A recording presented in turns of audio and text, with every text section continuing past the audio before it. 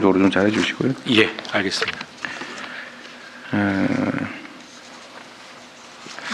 공직사회관리도 여기 행안부 업무소관인데 이것도 한 번 더 강조삼아 말씀을 드리면 공직사회는 신상필벌을 좀 분명하게 해야 되겠다는 겁니다. 그러니까 뭐 문제가 있어도 문책도 적당히 뭐 잘해도 잘했는지 안 했는지도 모르겠고 적당히 방치하면 누가 열심히 하겠어요. 그래서 잘하면 정말 성과나 충직하게 업무 잘하는 사람들은 발굴을 많이 해가지고 포상이든 혜택을 좀 많이 주고 그거 하기 위해서 이번 특별 성과 포상금 제도도 마련했다고 하니까 네, 그렇습니다. 그것도 적극적으로 좀 시행하고요. 네. 그리고 이런 거 누가 지적을 해달라고 하던데 그 성과 빼앗기 이런 거 좀 못하게 하자.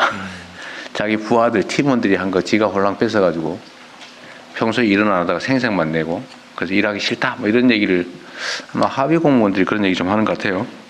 그래서 성과 탈취라고 그러던가 뭐 그런 것도 좀 각별히 신경을 좀 써주면 좋겠다는 겁니다.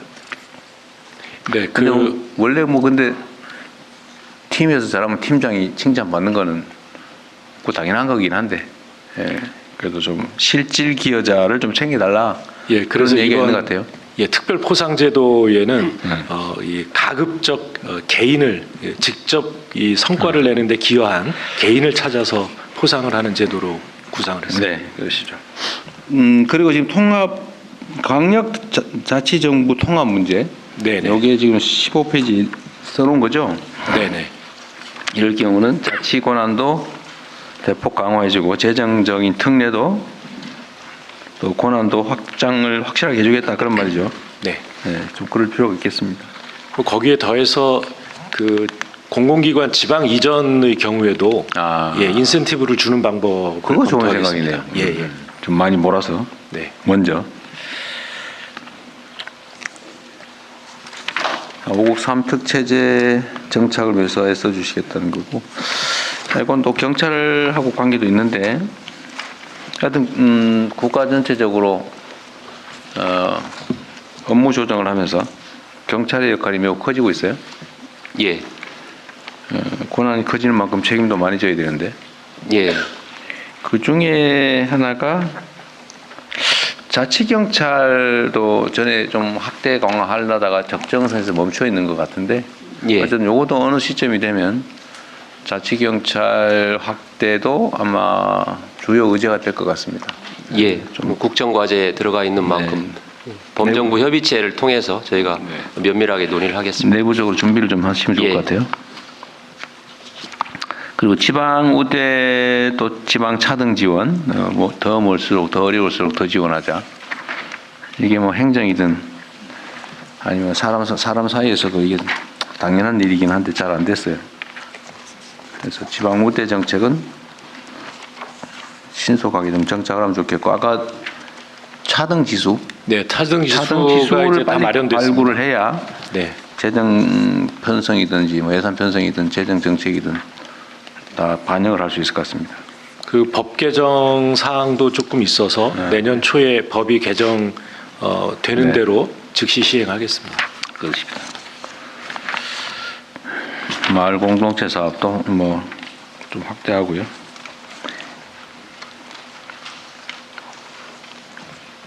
전에 우리 국무회에서 얘기했던 재난 관련 안전 관련 부서에 대한 처우 개선, 네네. 또 인력 보충 이건 다 하고 있죠? 예, 이미 그 제도를 개선해서 시행하고 있습니다. 우리 담당 실장이 설명을 드릴까요? 대통령 추가로 잠깐 보고 드리겠습니다. 저희 대통령이 지적했던 것처럼요. 그 지방 성명하고 먼저 말씀하시고. 행정안전안전예방 정책실장 김용균입니다.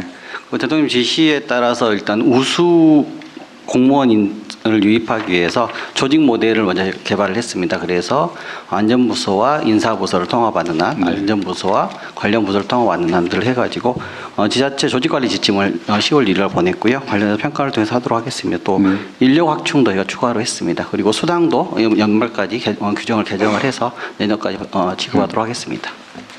그 지방 정부의 안전부서 인력 인력을 보강하고 처우를 개선해 준다 그랬더니 바로 소방을 전체적으로 다 해줘야 되는 거 아니냐 그런 주장을 막 하던데요. 왜 지방정부 안전 담당 부서만 해주고 일반적으로 안전을 담당한 소방은 왜 고려 안 해주냐 그런 주장을 하던데 어떠세요? 일선 소방관들 주장인가요? 재분권 국장입니다. 예, 내년도 저희가 지방 인력 증원해 줄 때 소방 인력도 한 800명 정도 증원해 주는 걸로 저희가 그렇게 그래요? 추진하고 있습니다. 아, 참. 그러니까 생각이 나는데, 경기도는 소방 인력을 계속 제가 있을 때는 확충을 해왔는데, 그 후에는 어떻게 됐나 모르겠네요. 별로 관심이 없어서 모를 수도 있지. 소방 인력이 지난 3년간은 거의 늘지 않았습니다. 아, 그래요? 예. 이제 다시 좀 늘려서 확충을 하고 있습니다. 소방 인력과 관련해서 국가 직화되면서 지방정부에서 관할이 벗어났는가요? 그럴 수도 있겠네. 그 지난 17년부터 5개년 계획으로 인력 충원이 한 2만 명 정도 네. 됐었고요. 그리고 지난 3년간에는 증원이 안 됐었는데 올해 내년부터 5년 동안 2030년까지 매년 1,000명 정도, 네. 5,000명 정도 증원 계획을 갖고 있습니다. 그 기준은 현실적으로 현장 인력에 대한 기준을 현실적으로 부족분에 대한 인력 산정을 했고요. 그거에 기반으로 해서 5년 동안 5,000명, 연간 1,000명씩 증원하는 걸로 행안부하고 협의가 다 끝났습니다. 그래서 그 정도 충원이 되면 현장 인력들은 어느 정도 충원이 될 것으로 네. 생각하고 있습니다. 뭐 인력 얘기 나와서 그러는데 경찰은 어떠세요? 예, 저희도 그 이번에 수시이직제를 통해서 경찰이 국제 공조 부분을 강화해야 되는 부분, 초국경 범죄 대응, 그리고 또 수사에 이제 민생과 관련된 그런 수사 인력이 조금 보강돼야 되는 부분, 그리고 정보도 지금 지난 정부 때 이제 광역정보팀으로 편성을 하다 보니까 네. 실제 국민 민생 안전과 관련된 그 경찰서 단위의 지역정보 체제가 좀 미흡을 해서 지금 지역정보 체제로 이렇게 인력 개편을 하려고 합니다. 그런 인력들이 일부 이번에 수시직제에서 반영이 됐고 네. 또 기동대 인원을 자체적으로 좀 줄여서 그런 수사라든지 민생 치안과 관련된 부분으로 이렇게 전환 배치할 계획을 계획을 가지고 있고 26년 초에 반영해서 추진을 하도록 하겠습니다. 그 지금 기동대를 많이 편성했잖아요, 그죠? 예, 2, 예. 3년 동안 예, 계속 예. 늘려봤는데 그 문재인 정부 당시의 기동대 규모 예. 하고 그 후에 좀 기동대를 추가로 계속 늘렸던 것 같은데 그 규모는 그 차이는 얼마 정도예요? 제가 정확하게 대충? 하진 않지만 전에는 의경이 있어서 의경은 어쨌든 순경으로 다 대체됐고 예. 적당한 수로 3대 1인가 됐다는 것 같고 내가 얘기하는 건 그거 관계없이 지금 기동대로 얼마나 많이 더 빠져나갔나를 제가 한번 판단을 해보려고 그래요. 아는 분 계세요? 저 지금 조직국장 아무나 얘기하십시오. 괜찮아요. 제가 기억하기로는 한 5,000명 정도 수준의 기동 추가로- 순찰대가 그 원래 있었어요? 없었던 걸 새로 만든 새로 겁니다. 만들어서 5,000명? 예, 기동 순찰대 그거를 이제 원래 기동대가 있긴 있잖아요. 예, 그 경비 인력이 경비 인력이 따로 있고요. 뭐 시위나 집회에 대응하는 그런 치안 인력이 있고 그 외에 기동대. 예, 그 기동 순찰대라고 해서요. 우범 지역이나 이런 데를 이 순찰하는 그런 기능을 가진 조직을 새로 만들었습니다. 그러니까 그게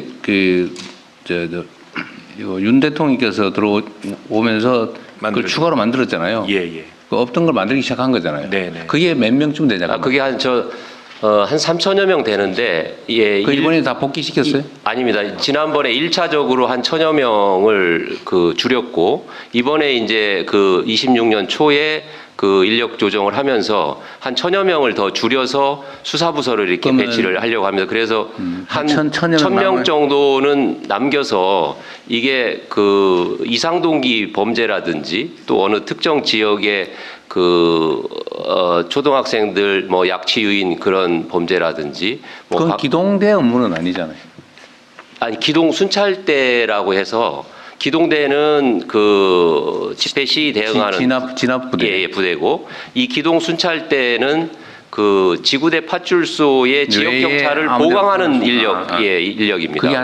그게 3,000명이었다고요? 예, 그게 한 3,000명 정도 됐었는데 그걸 지난번에 1차적으로 한 1,000명 줄였고 이번에 이제 다시 1,000명을 그럼 1,000명은 그냥 그 상태로 필요하다. 그대로 필요하다고 저희 판단을 했습니다.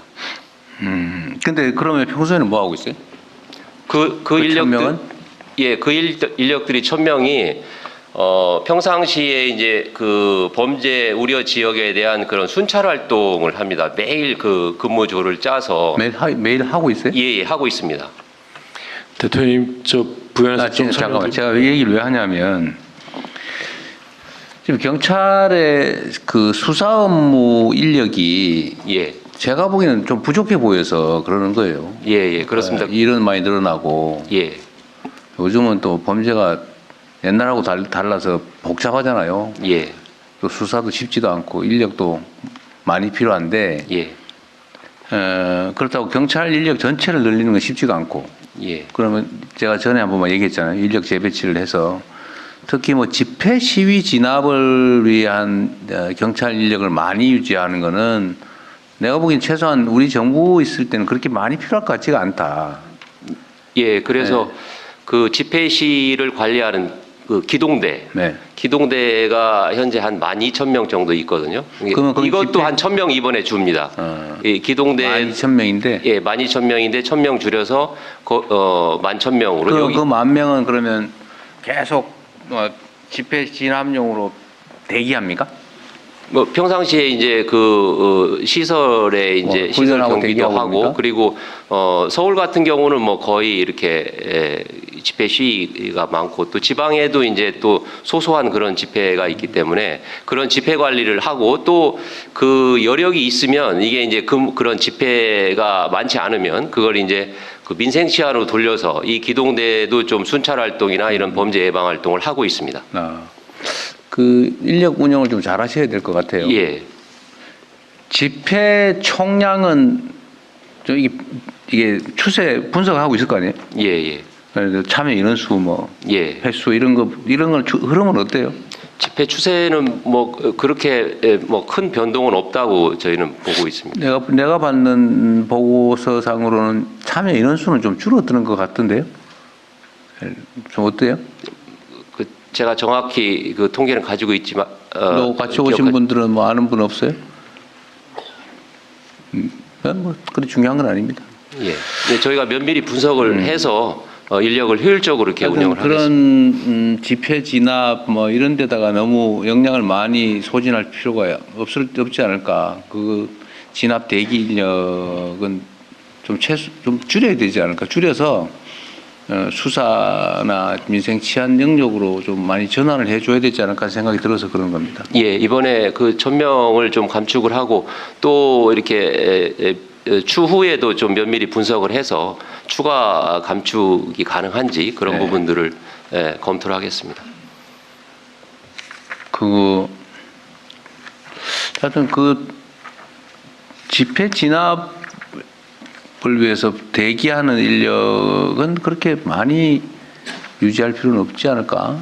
그 말씀하신 것처럼 그냥 순찰이라도 하고 평소에 좀 이렇게 활용 가능한 영역에 활용을 해. 당연히 그 집회가 많지 않으면 그 민생 치안 쪽에 활용을 하도록 하겠습니다. 그다음에 수사 인력 있잖아요. 경찰은 인사는 어떻게 하는지 모르겠는데 경비하다가 교통 경찰 하다가 뭐 이렇게 하다가 수사하다가 또 딴 데 가고 막 이럽니까? 아니면 수사 경과로 이렇게 별도로 운영을 합니다. 계속? 예. 그래서 수사 경과를 운영을 해서 수사 경과를 이제 이렇게 그 해마다 이렇게 선발도 하고 또 자격이 안 맞고 또 뭐 그럼 내보내고. 의무 위반이 있다든지 그러면 또 이렇게 해제도 하고 이렇게 해서 별도로 운영을 합니다. 그래야 될 것 같아요. 수사라고 예, 하는 예. 게 옛날하고 달라서 이제는 완전히 전문 영역이 됐는데. 예, 그렇습니다. 네. 승강기 안전공단은 뭐 특별히 볼 건 없는 것 같고요. 일제 강제동원 피해자 지원재단 누가 나오셨어요? 예, 누구세요? 재단의 이사장 직무대행을 맡고 있는 이원범입니다. 이사장 어디 가셨어요? 이사장은 지금 유고 상태요? 예. 네. 여기가 지금 강제동원 피해자가 판결을 받으면 배상을 대신해 주는 그런 제3자 재단이죠. 배제를. 예. 지금 재원은 어떻게 돼요? 재원은 지금 현재 있는 재원은 얼마나 됩니까? 현재 재원은 지금 고갈됐고요. 없어요. 예, 그러면 잠재적인 피해자 규모 네. 앞으로 예상되는 뭐 그렇죠. 이게 여기서 대위 변제하는 게 바람직한지 얘기는 일단 논의로 하고 네. 재원은 어떻게 될 것 같습니까 앞으로? 재원 감당 가능하냐 아니냐 그 감당 가능하지는 않습니다. 앞으로 이제 몇 명 새로운 정도 있을 것 같아요? 지금 현재 예측으로는? 39건이 지금 이제 계류 중에 있고요. 이런 피해자 수로는 피해자 수로는 지금 375명이 지금 1심, 2심에 지금 375 재판을 명. 진행 중에 있습니다. 지금 위자료 1억씩 판결하고 있어요? 네? 위자료 1억씩 판결하고 있던가요? 위자료 1억씩인데 이제 이자가 붙습니다. 네. 12%씩 이자가 붙어서 평균 한 2억 가까운 한 피해자당 실제로는 2억 가까운 금액은 예, 원리금 이자까지 해서 한 2억쯤 된다. 예, 그렇게 되고 있습니다. 좀 위자료 배상 판결만 하고 소위 일실소득 뭐 예를 들면 뭐 이런 걸 배상 판결은 안 하고 오로지 위자료만 판결하고 있어요. 예, 그렇게 알고 있습니다. 수백 명이 남아 있다는 거군요. 알겠습니다. 민주화운동 기념사업회 누구 나오셨어요? 이재호 이사장님 나오셨네요. 오랜만입니다. 전에 제가 그때 잠깐 나눴던 예산 문제는 다 해결하셨어요? 해결 안 됐지만 조금 해결됐습니다. 안 된 게 뭐예요? 그 사업비 부분이 많이 사업비? 삭감이 돼서 얼마 정도가 삭감? 저희들이 50억을 신청했는데 지금 이번에 예산이 된 건 20억 정도 됐습니다. 30억 정도는 원하는 대로 안 됐다. 그렇습니다. 그 30억 내역이 뭡니까? 그 민주화운동 기념 단체들 제 단체들 지원 단체들 사업하고, 지원 소속 예. 회원 단체? 회원은 회원이라기보다는 아니지만 관련 단체. 관여 단체? 예. 거기 지원을 한 30억을 해 그 주시고자 지원하고 했던 사업비. 어떤 사업이요? 민주화운동 기념 사업. 사업의 내용이 어떤 거요? 얘기하는 겁니까? 구체적으로. 뭐 행사비죠. 예를 들어서 민주화운동 뭐 자유민주 마라톤이라든지 또 자유민주 뭐 음악회라든지 이런 기념 행사들이 있는데 그런 건 다 그 삭감. 행사 예산이 전액 삭감됐습니다. 그거 왜 삭감했을까? 뭐안 주니까 할 수 없죠. 설명을 잘 못하신 거 아닐까요? 예. 일단 알겠습니다. 기념관을 새로 설립하자는 의견을 가지고 계세요? 그 민주화운동 기념관을 새로 설립하고 현재 있는 곳은 국가폭력 교육공간으로 쓰자. 인권기념관으로 하자. 그런 예. 얘기예요. 지금 이거 하려면 얼마 들어요? 지금 기념관이 옛날 치안본부 대공분실 자리인데 그러니까 그거는 인권 뭐 기념관으로 예, 그거는 쓰고 이제 민주화운동 기념관을 새로 짓자. 그렇습니다. 그 어디다가 얼마에 지을 생각이세요? 지금 규모를 확정하기에는 장소가 결정이 안 돼서 지금 장소를 물색하고 방향을 말씀하시는 네. 거군요. 그 혹시 그거 아세요? 남산에 안전기획부, 안기부 무슨 사무실이 있었죠? 예, 옛날에 중앙정보 6국자리가 있는데요. 거기 그거- 서울시에서 청소년 유스 호스텔로 쓰고 있습니다. 유스 호스텔로. 예. 그 시설의 소유자는 누구예요? 서울시입니다. 옛날 안기부가 있을 때도 소유자는 서울시였어요? 아니, 아니면- 안기부가 없어지면서 그 자리가 없어지면서 서울시가 그걸 인수했죠. 인수했어요? 예. 그거 좀 이상한데. 그래서 원래 서울시가 그걸 청소년 그게 재산시- 원래 중앙정부 소유였는데 서울시로 넘겨줬다는 거예요? 아니 그렇습니다. 그 국정원으로 되고 이전하면서요. 헌인릉 쪽으로 이전하면서 이거 땅을 서울시- 바꿨나? 땅을 예. 그런 거겠죠. 예, 예. 소유권 이전 절차가 있었겠죠. 그냥 줄 수는 없고. 그건 서울시 소유라는 예. 거죠. 지금 이사장님 생각은 거기다가 할 생각이에요? 아니면 그냥 개인적인 의견으로? 기념관을 사대문 안에 몇 군데 장소를 저희들이 물색하고 있는데 거기다 조건이 여의치 않아서 네. 지금 장소를 더 물색하고 있습니다. 네. 네, 알겠습니다. 그 경찰청 있잖아요. 내 자료상 조금 이상해서 하나 물어보는데 51페이지에 보면 위에서 세 번째, 네 번째 줄에 보이스피싱이 계속 증가한다고 지금 돼 있잖아요. 예. 그런데 전에 우리가 초국가 범죄 특별 대응단이던가 대응본부인가 그걸 9월 달에 만들고 난 예, 다음에 통합 대응단. 예. 10월, 11월에는 대폭 줄었던데 오히려. 그러니까 이제 그 통합 대응단이 만들어지기 전에 1월부터 9월까지를 전까지 전년 대비하면 증가를 했는데 엄청나게 늘었죠. 예. 근데 통합 대응단이 만들어진 다음에 10월, 11월을 9개월 금년 9개월 평균하고 비교하면 한 30% 이렇게 감소를 했습니다.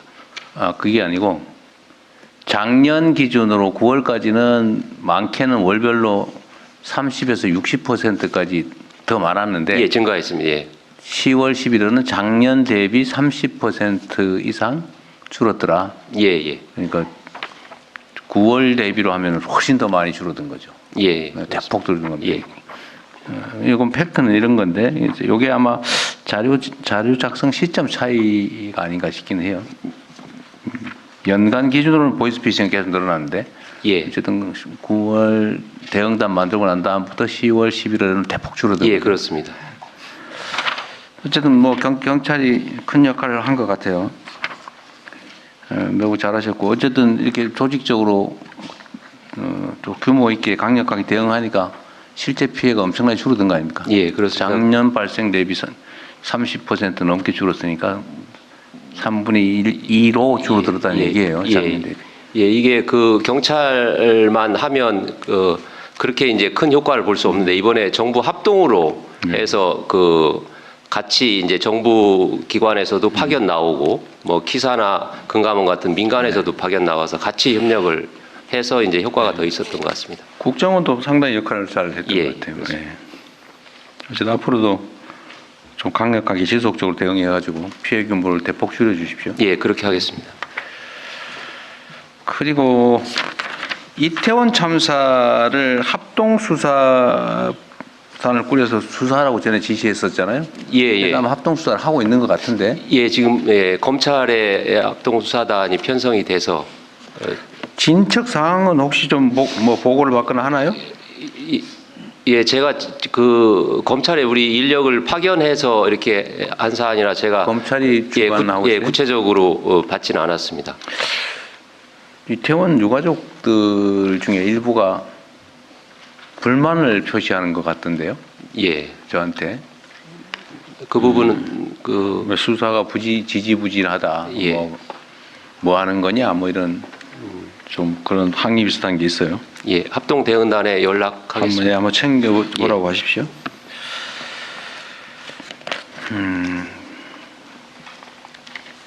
어쨌든 아까 말씀하신 대로 인력 재배치는 기동대 등에서 1907명을 빼다가 보이스피싱과 마약범죄 520명, 초국가 범죄비 외사정보 복원에 500명, 파출소 피해자 보호에 500여 명 이렇게 배치했다 그런 얘기군요. 예,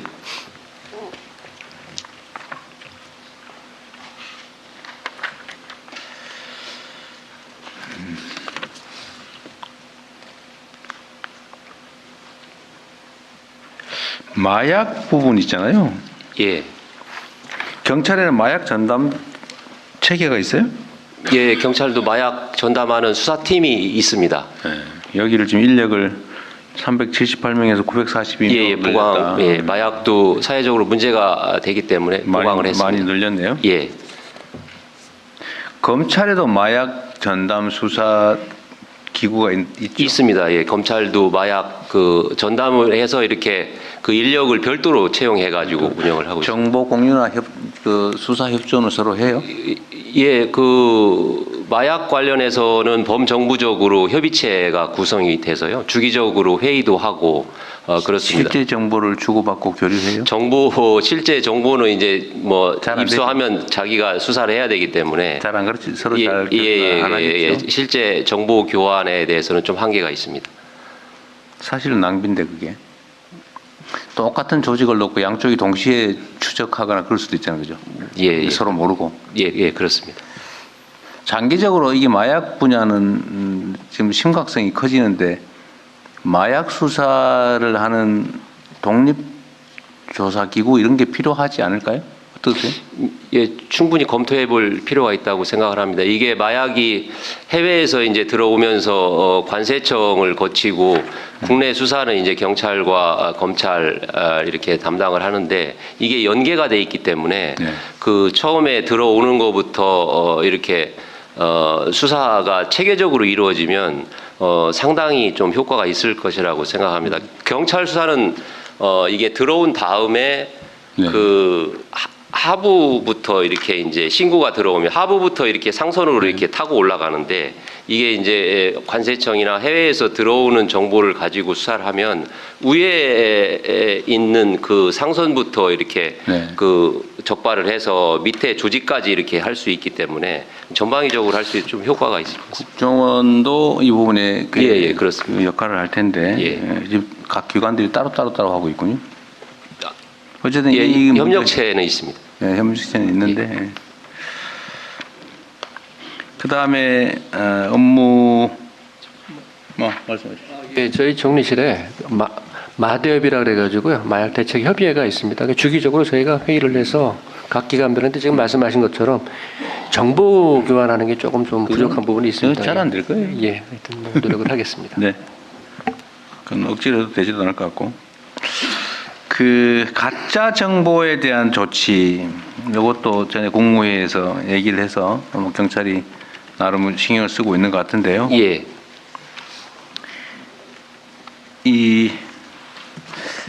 하여튼 이게 뭐 유튜브 뭐 기사 댓글 무슨 뭐 커뮤니티 너무 이 명백한 가짜 뉴스들이 좀 많이 횡행해요. 그렇죠. 예. 그런데 이게 이제 개인이 우발적으로 우연히 이렇게 하는 경우들도 있지만 조직적 체계적으로 의도를 가지고 이렇게 가짜 뉴스를 유포하는 경우도 있어 보이거든요. 근데 어디서 개인적으로 추적을 해본 바에 의하면 이 계정들이 개인이 하는 그냥 SNS 활동이 아니고 매우 체계적이고 예를 들면 순식간에 비슷한 내용이 쫙 올라온다든지 예.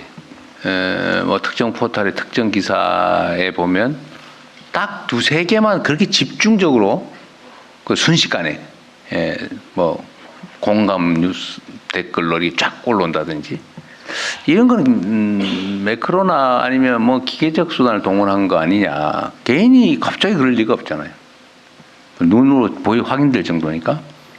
그런 부분에 대한 수사도 하고 있나요?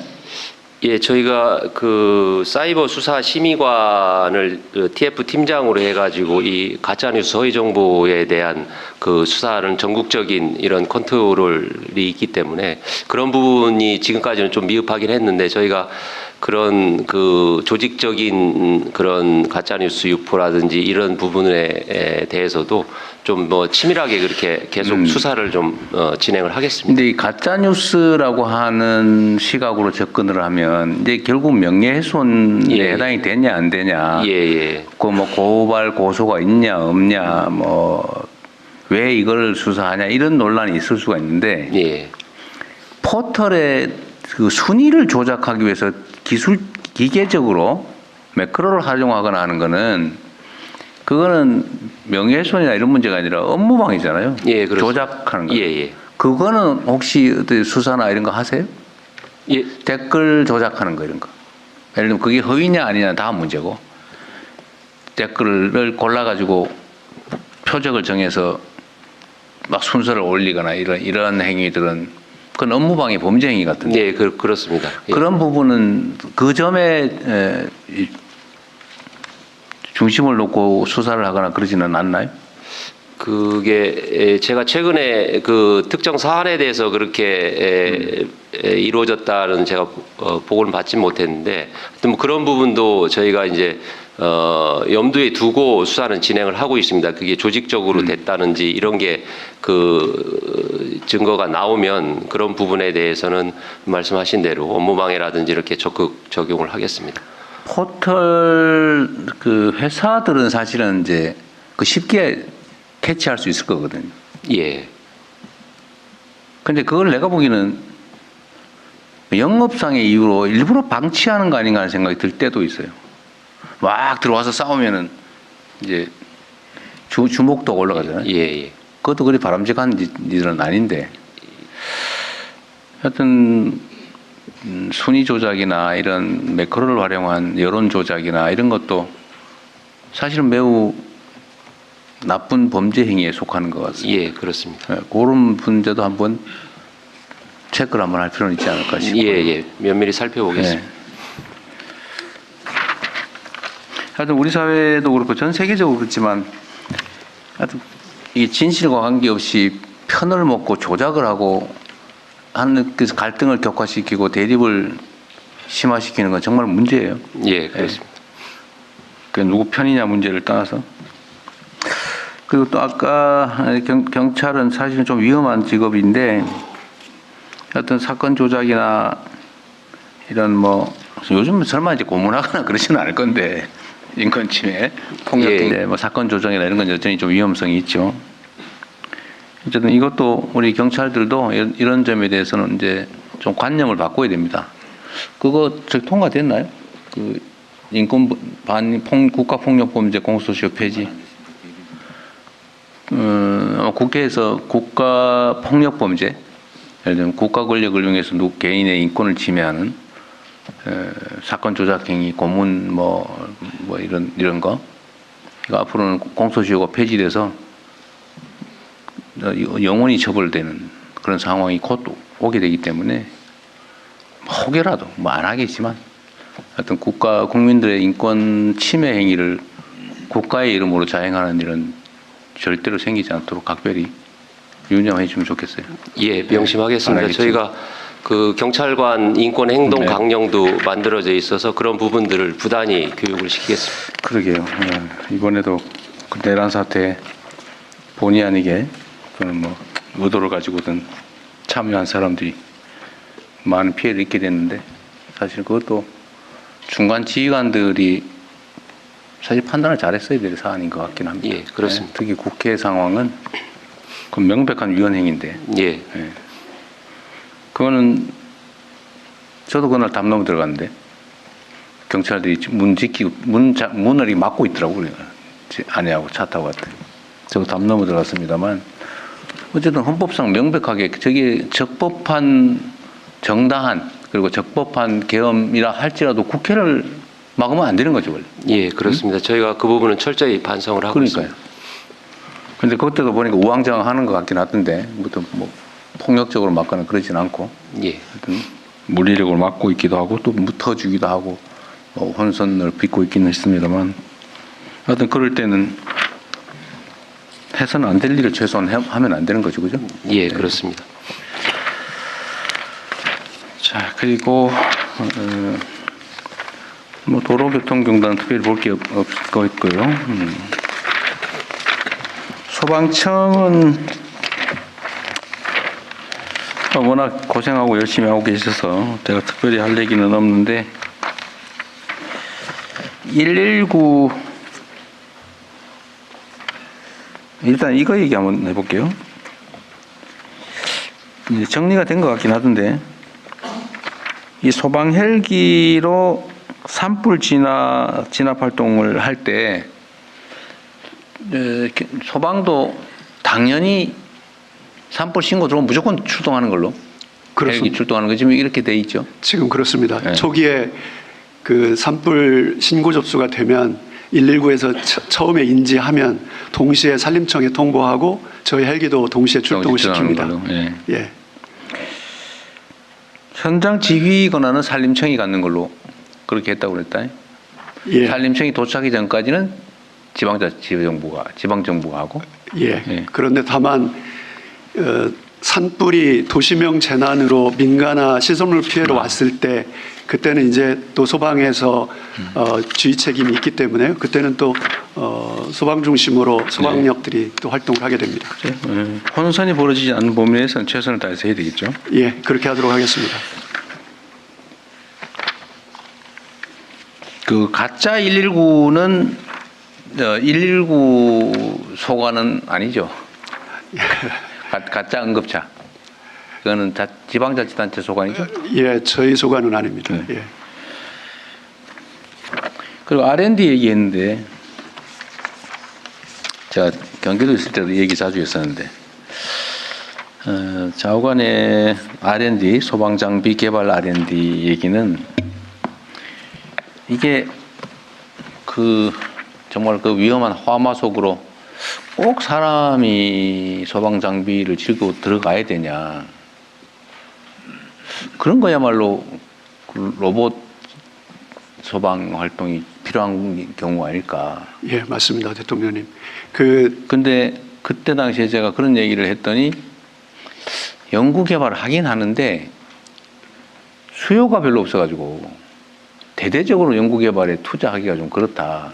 고 하더라고요. 예, 대통령님, 그래서요. 24년, 25년 현대자동차하고 소방하고 협업으로 무인 소방차를 지금 개발 완료를 했습니다. 완료했어요? 그 시제품이 나왔고요. 그래서 연말에 2대를 배치를 하고 내년 2월에 일선 관서에 4대를 배치를 하면 심도가 깊은 지하라든지 또 소방관이 진입했을 때 위험성이 많은 고위험 시설에는 우선적으로 무인 소방차 로봇을 투입을 시킬 예정입니다. 그리고 내년에 테스트 기간을 거쳐서 27년부터는 본격적으로 투입할 예정입니다. 소방차예요? 소방 로봇이에요? 소방 자동차 로봇입니다. 자동차. 예. 그러면 방수도 가능하고요. 또 그러면 센싱 기능도 있습니다. 평지가 아니면 못 가요? 제한은 있지만요. 어느 정도 지금 기술로서는 좀 커버가 돼 있습니다. 그 실증 테스트 기간 동안에 여러 가지 부족한 점들은 채워질 수 있을 것 같습니다. 예. 그거 말고도 소방 장비들은 제가 보기에는 군 장비하고 좀 유사한 면이 있어서 예. 지금 ADD의 국방과학연구소에서는 정말 대규모로 R&D 연구를 하잖아요. 그렇습니다. 그 소방 장비도 어쩌면 우리가 대대적으로 제대로 개발하면 초기 비용이 많이 들어서 그러는데 국내에서만 쓸 게 아니고 해외도 충분히 넓게 보면 시장은 있지 않을까 그런 생각이 들긴 하거든요. 예, 그렇습니다. 이거를 근데 이 연구 개발을 이거 뭐 아무리 이번에 60% 늘려서 한들 사실은 R&D 규모를 보면 소규모잖아요. 예, 그렇습니다. 소급장난이잖아, 솔직히 얘기하면. 다른 R&D 규모에 비하면. 차라리 국방연구소하고 협업을 하는 게 어때요? 예, 그래서 대통령님께서 강조 말씀 주신 이후로 네. 속도를 내기 시작을 했는데요. 국방부 국방과학연구소하고 소방하고 기술 협의체를 만들어서 기개발된 국방 장비들을 소방 영역에서 사용 가능한 부분들 종목들을 몇 가지 저희가 추려서 네. 연계해서 소방 R&D 사업으로 더 발전시키려고 합니다. 네. 그 중에 이제 무인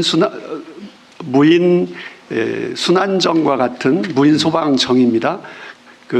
군에서 개발된 탐색 장비인데요.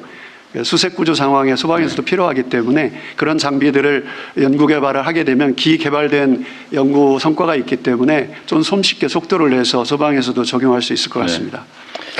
연구 개발 과제도 좀 공유하고 아예 연구도 같이 하면 좋을 텐데 그러려면 아예 연구소도 합치는 게 어떨까?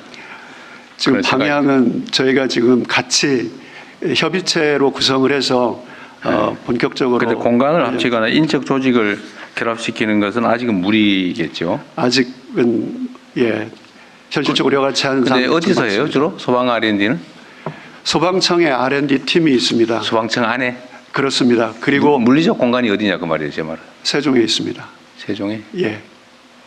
몇 명 있어요? 3명으로 하는데요. 그러니까 내가 그 하는 말. 기획 파트에 3명이고요. 소방과학연구소 연구원이 있는데 그건 어디 거기는 이제 있어요? 연구원들이 아산 쪽에 있습니다. 아산에? 예. 그래서 몇 명- 내년에는 몇 명 있어요? 거기 42명 있습니다. 40명. 역시 뭐 그리고 예. 고민을 좀 해보세요. 예, 적극적으로 네. 추진할 수 있도록 하겠습니다. 제대로 해가지고 그 안에 뭐가 좀 협업을 좀 하든지 하면 또 효과가 좀 빠르지 않을까, 빨리 나지 않을까 싶어서 하는 얘기인데 뭐 복잡한 문제가 있겠죠. 조직이 다르니까. 네, 알겠습니다. 소방산업기술원이라고 하는 산하기관이 하나 있군요. 네.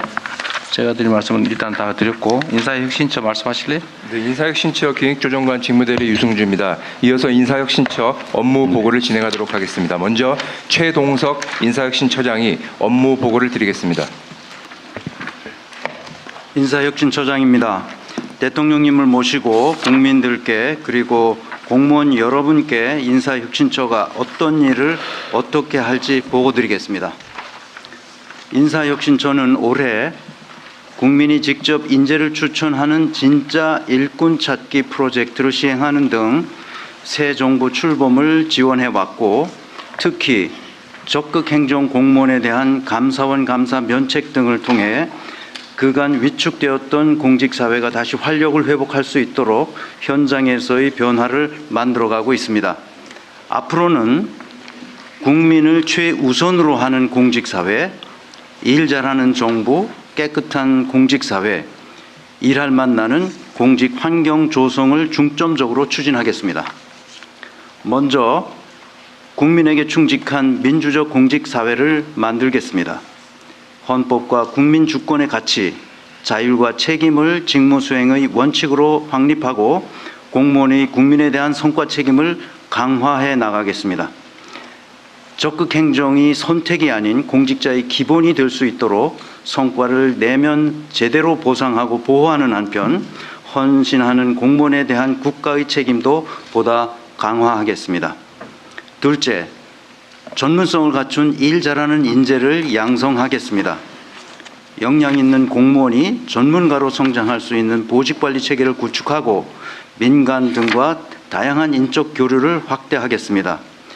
단순한 이론 학습을 넘어 현장의 문제를 발견하고 그 문제를 해결하는 능력을 높일 수 있는 직무 중심의 교육을 활성화하는 한편 공공부문 채용의 공정성과 효율성을 높이기 위해 세종시에 국가채용센터를 건립 추진하면서 공공부문의 채용 전반을 지원해 나가도록 하겠습니다.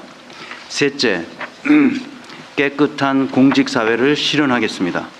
소극 행정과 혐오 발언이나 차별 발언, 갑질, 성범죄 등 중대한 비위 행위는 엄중 문책하여 신상 필벌의 공직기강을 확립하겠습니다. 법무법인 등 소위 전관예우 문제가 발생하는 주요 취업 분야에 대한 재취업은 더욱 엄격하게 심사하고 고위 공직자가 보유한 주식과 부동산 등 재산에 대해서도 국민 눈높이에 맞게 철저히 관리해 나가겠습니다. 마지막으로 활력 있게 일하고 싶은 공직 환경을 조성하겠습니다. 국민의 의견을 충분히 반영하여 공무원의 근무 시간 외 직무와 무관한 기본적인 정치적 표현의 자유를 보장하는 방안을 검토하고 균형 인사와 퇴직 공무원의 전문성을 활용하는 사회공헌 사업을 확대하여 추진하겠습니다. 또한 청년 세대 저연차 공무원의 근무 여건도 개선하여 공직 구성원 모두가 함께 활기차게 일하고 싶은 일터를 만들어 가겠습니다.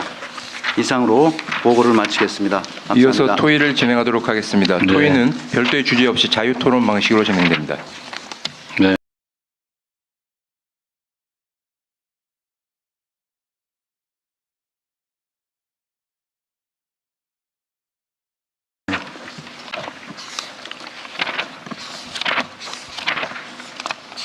어쨌든 아까 행안부 보고 때 말씀드렸는데 신상 필보를 좀 뚜렷하게 하면 좋겠어요.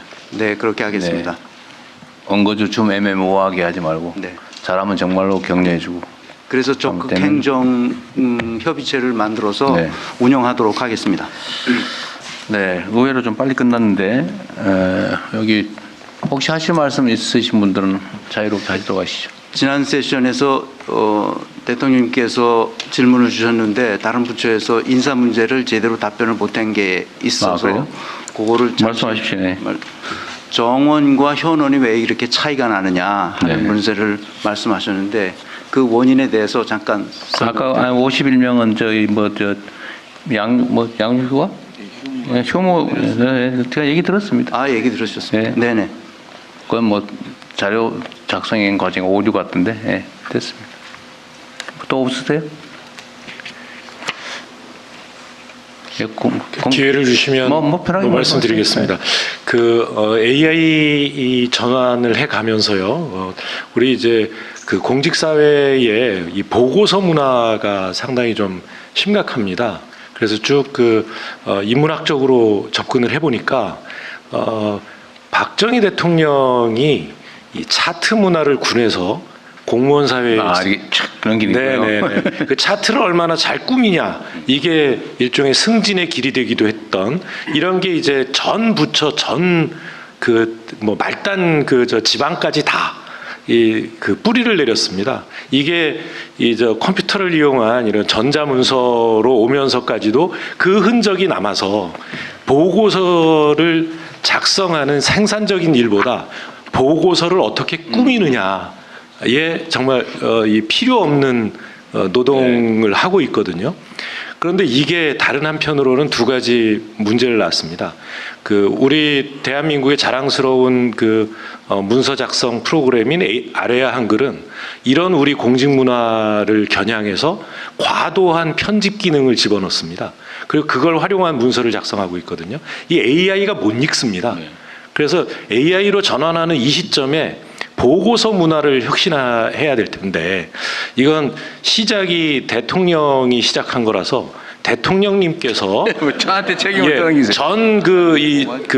전 지휘급 공무원들에게 보기 좋은 문서를 보고서를 요구하지 말고 AI도 쉽게 읽을 수 있는 보고서에 네. 장차관들부터 적응을 해라. 네. 이렇게 지시를 해주시면 고맙겠습니다. 네. 비서실장이 그래도 준비하고 있어요. 네, 저희가 관련해서 논의하고 있고요. 말씀하신 것처럼 노무현 대통령 때 이후로 이 문서를 보고하는 형태가 바뀐 적이 없어서 저희가 바뀌는 것을 TF에서 구성해서 논의하고 있습니다. 그래서 대통령실부터 해서 시범적으로 해보고 또 부처가 같이 공유할 수 있도록 준비하겠습니다. 네. 기계가 읽을 수 있는 문서로 쉽게 편하게 쓸 수 있는 쉽게 읽을 수 있는 문서로 빨리 바꿔야 됩니다. 네. 또 네. 국가공무원 좀 인재개발은 먼저 다음에 하십시오. 먼저 하세요. 네. 임채원. 네, 국가공무원 인재개발원 원장 임채원입니다. 저희들이 내년 비전을 국민 주권과 K 인센티브를 위한 탁월한 인재 양성 이렇게 잡고 있는데요. 국민 주권은 헌법 가치로 저희 좀 체계화해가지고 공무원 교육을 시작합니다. 근데 제가 선거 기간이나 처음에 정부 취임할 때 크게 감동받았던 건 K 인센티브 이걸 들고 나오셨는데 K 컬처가 아니고 정치, 경제, 사회, 문화, 국제 관계까지 다 포함한 근데 이 아젠다가 지금은 조금 어떻게 된 건지 좀 시들하지 않은가 이런 생각이 들고요. 네. 저는 거기 국민 주권하고 K 인센티브는 동전의 양면 같거든요. 네. 저희들이 저번에도 저희 인재원에서 유럽도 다 다녀오고 말레이시아 내년에는 우즈베키스탄 이렇게 하는데 거기서 좋아하는 게 K 컬처만이 아니거든요. 그래서 조금 지금 전 세계가 여러 가지 갈등 때문에 주도권을 행사하거나 선도적인 보편 가치를 못 끌고 있는데 좀 대통령님께서 처음에 시작했듯이 좀 K 인센티브를 좀 주도적으로 내용을 좀 채워주시고 그러면 저희들도 95만 국가공무원들이 그걸 내용으로 한번 전 국민적인 붐을 일으켜보면 좋겠습니다. 네, 감사합니다. 이재호 이사님 말씀하십시오. 네, 짧게 말씀드리겠습니다. 이런 기회가 흔치 않기 때문에 말씀드리겠습니다. 저희 그 민주화운동기념사업회가 중장기적으로 해야 할 4가지 과제를 네. 제가 그동안에 근무하면서 느꼈습니다. 첫째는 민주주의 연구원을 만들어야 한다는 생각이 듭니다. 국내외적 우리나라 민주주의가 네. 민주화와 산업화가 동시에 성공한 유일한 나라다 이렇게 이야기는 하는데 정작 민주주의 연구원이 정부 차원에서 이루어지지 않고 있습니다. 네. 민주주의 연구원이 필요하고요. 두 번째는 민주주의를 일상화하기 위해서 민주주의 학교가 필요합니다. 네. 민주화운동 기념사업회 안에 민주주의 학교를 만들어서 특히 청소년들, 학생들, 네. 교사들에게 수시로 알겠습니다. 학교가 있어야 되고, 세 번째는 이 민주화운동 기념관이 개관되고 난 다음에 외국 사람들이 많이 옵니다. 그래요? 외국 대사관에서도 오고 직접 외국의 주요 인사들, 외국 정부의 그 관리들도 많이 오기 때문에 민주주의 국제협력센터를 저희 기념사업 안에 만들어 네. 필요하겠다. 마지막으로 이천에 민주화운동 기념공원이 있습니다. 그 공원에 지금 70여 분이 안장되어 있는데 그 현재 그 민주화운동 기념사업회가 하는 그 규정에 의하면 136명밖에 거기 안장을 할 수가 없게 되어 있습니다. 그래서 지금 많은 분들이 민원을 제기하는데 민주화운동 관련자들이 본인들이 원하면 이천 공원에 안장할 수 있도록 좀 개정을 해달라 해서 민주화운동 관련자들이 그 민주화운동 심의에서 결정한 사람이 한 9천여 명 됩니다. 그러니까 그 주에 뭐 몇 명이라도 본인이 희망하면 난 거기에 묻히고 싶다 하면 거기에 묻힐 수 있도록 그 규정을 좀 개정해야 하는데 그게 지금 현재 막혀 있습니다. 그래서 거기에 매장은 땅을 넓혀야 되니까 한계가 있지만은 봉안탑을 크게 만들어 갖고 봉안관을 만들도록 이걸 지금 해야 되는데 이게 지금 저희들이 그 추진하고 있는데 그게 많이 막혀 있습니다. 요 4가지 점에 대해서 대통령께서 특별히 관심을 가져주시고 말씀을 해주시면 좀 고맙겠습니다. 그 이천에 있다는 이거 공원 묘원은 소유자가 누구예요? 그게 행안부입니다. 행안부가. 예, 행안부가 여기를 민주화운동 기념공원입니다. 지정했어요? 예. 그래요? 저희들이 위탁해서 운영하고 있는데 원래는 이천시가 하다가 대통령께서 그 지사님을 하실 때 이천시가 거기를 했는데 이천시가 못하겠다 그래서 국가로 넘어온 거예요? 예, 행안부에서 저희들 기념사업회가 위탁을 맡고 있는데 알겠습니다. 예. 여기 추가로 매장 가능한 그 기수는 136기밖에 없다 여지가. 정해져 있는 게 민주화운동 과정에서 죽은 사람들만 136명이 딱 한정되어 있습니다. 그래요? 그거 희한하네. 그 민주화운동 그 공헌자로 지명된 사람 아까 5,000명이라고 그러지 않았어요? 아니 그냥 민주화운동 관련자는 한 9천여 명 되는데요. 네. 민주화운동 하다가 죽은 사람들 분신하거나 자살하거나 직접 사망한. 이런 분들이 묻히게 되어 있는데 민주화운동 관련자들이 이야기는 우리도 죽으면 거기에 묻힐 수 있도록 해달라고 하는 것이 민원입니다. 대상을 늘려라. 예, 대상을 민주화운동 그 관련자. 행안부에서 요 지금 말씀하신 내용들을 좀 늘려달라고. 검토를 하셔가지고요. 네. 별도로 한번 얘기를 한번 해보죠. 예. 검토하겠습니다. 그리고 민주주의 학교는 프로그램 만들어서 시행하면 되는 것 같은데 이건 뭐 그리 어려운 것 같지 않네요. 그게 저희들의 장소도 있고 강사도 확보할 수 있고 프로그램도 만들 수 있는데 거기는 그래도 예산이 좀 필요하지 않습니까? 그러니까요. 예산하면 그런 예산이 다 깎였거든요 지난번에. 그 누가 깎은 거예요 지금 도대체? 일단 알겠습니다. 이거는 행안부에서요. 장관께서 좀 별도로 나중에 국무회의에 보고를 해주세요. 네, 보고드리겠습니다. 네, 또 있으세요? 점잖은 분들이시라서 말을 안 하네요. 공직자들은 보면 진짜 회의 때 말하라고 하면 절대로 정해진 거 외에는 안 하는 경향이 있더라고요. 그게 안전해서 그런 거죠. 지금부터 국민 삶의 플러스 유능하고 든든한 정부라는 주제로 행정안전부 인사혁신처 업무보고를 시작하겠습니다. 업무보고 시작에 앞서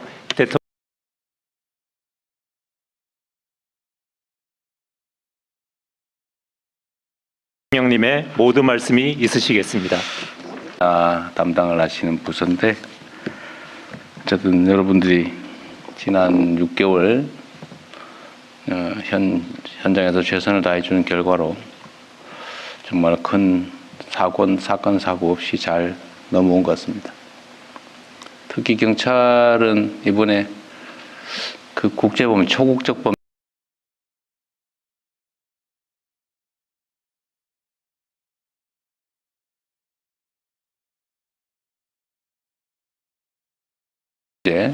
대응을 잘해줘가지고 매우 잘했다는 말씀드립니다.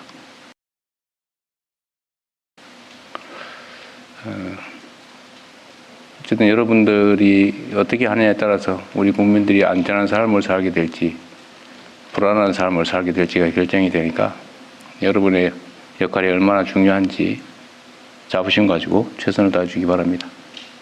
네, 이상입니다. 예, 다음은 윤호중 행정안전부 장관이 업무 보고를 드리겠습니다. 네, 행정안전부 장관 윤호중입니다.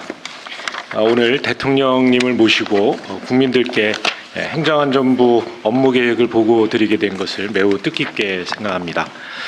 2025년에 행정안전부는 국민들께서 빛의 혁명으로 지켜주신 민주 헌정 질서를 회복하고 국민의 열망으로 세운 국민 주권 정부의 성공 기틀을 다지는 데 총력을 다했습니다. 먼저 국민 임명식, 또 정부 조직 개편 등 국민 주권 정부의 출범을 뒷받침하고 또 전 국민에게 지급된 민생회복 소비 쿠폰은 어려운 골목 경제에 온기를 불어넣고 3분기 GDP 1.3% 성장이라는 이 성장 회복에 기여했습니다. 전례 없이 극심했던 호우와 폭염에 맞서 국민 생명을